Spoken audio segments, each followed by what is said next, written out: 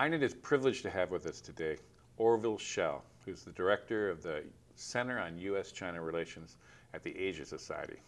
Orville has written about 10 books on China, and he's been deeply involved in China since the mid-'70s. Fluently speaks Chinese. He's been in and out for decades. And he's currently grappling with his latest book for the last 2 years, a book that's really been challenging his own assumptions about what's really going on in China and how it actually stacks up to what's going on in the West and the rest of the world. Now, INET is deeply concerned on China and China's economy and theories pertaining to China. And so that's something we're going to delve in today with Orville. Great to have you here. My pleasure. Why don't you tell us a little bit about just the premise of this book you're wrestling with, and one of the really fascinating themes here that you personally are wrestling with? Well, as the whole world knows, China is presently in the middle of this rather extraordinary period of very dynamic economic growth. I mean, 10% growth for basically 2 decades, a little less. And the question that occurred to us, and we've been working on a project at the Asia Society called the China Boom Project, documenting this period of dynamic growth from the perspective of 125 or so diplomats, economists, CEOs, writers, journalists. How do they explain it?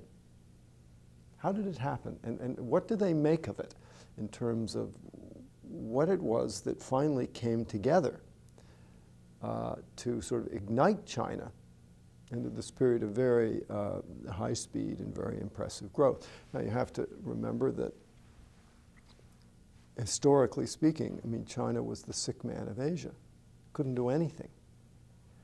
And if you look at Chinese history over the last, say, 125 years, I mean, what it looks like is a series of failures. One reform movement after another, one revolution after another, one great leader hits the wall.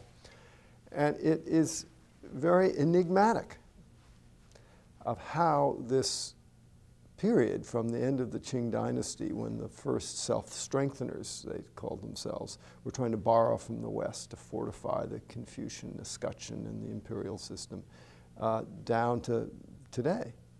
So as part of this project, the China Boom Project, I and a colleague set out, are in the process of writing a book to try and look at this last 125 years and say, how do you make sense out of it? What was actually at work during all of these decades, from the Guangxu Emperor to Sun Yat-sen, Chiang Kai-shek, Mao Zedong, Deng Xiaoping, Jiang Zemin, and now Hu Jintao? What was it that was actually sort of trying to get out, express itself? And our sort of preliminary conclusions are very interesting, and I should say very counterintuitive to us.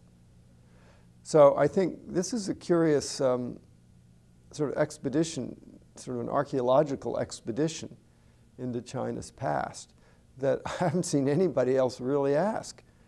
I mean, this didn't just spring forth like Athena out of the head of Zeus when Deng Xiaoping came to power and said, let there be light. Things don't work that way. I mean, history always adds up, even though when you're in the middle of it, you don't see where it's headed. Ex post facto, you can look back and make sense out of it. But strangely, nobody has done that. One of the things that I think we began to realize when I went back through this history, which I knew well, but I'd never bothered to make sense out of it, was that in actuality, what most Chinese intellectuals and actual people who ended up in leadership positions were after, it really was not democracy. It was not greater openness. It was not the things we associate with the Enlightenment and the French Revolution and you know, all of, you know, John Locke and Voltaire, et cetera. What they were really after, and still are, is what's known in Chinese as fuqiang, wealth and power. And you see this theme again and again and again and again when you go back and read the people in the late Qing dynasty, they would borrow democracy if it would, or republicanism, and overthrow the emperor even, if it would help make China strong.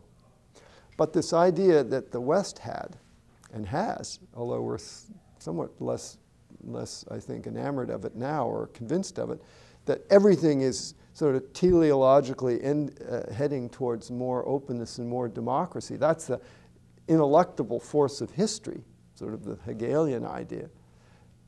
This is Francis Fukuyama. This is, remember the end of history? Democracy won.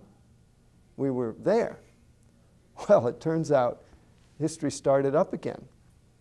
And we're hardly there. In fact, we may be there, or the world may be there, meaning China. So suddenly, in the last 5 years, we realized there is another model. It's not very democratic. It's authoritarian, Leninist capitalism. And then there's our model. Our model is in crisis, economic collapse, paralysis in Washington, European economies foundering left and right in debt, and China booming. How do you explain it? What does it all mean?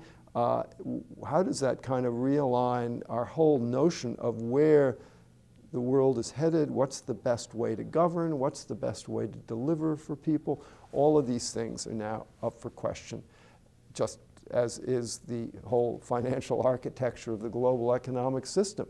China came rampaging into the middle of this thing, and nobody's quite figured out what the best angle of repose for them is.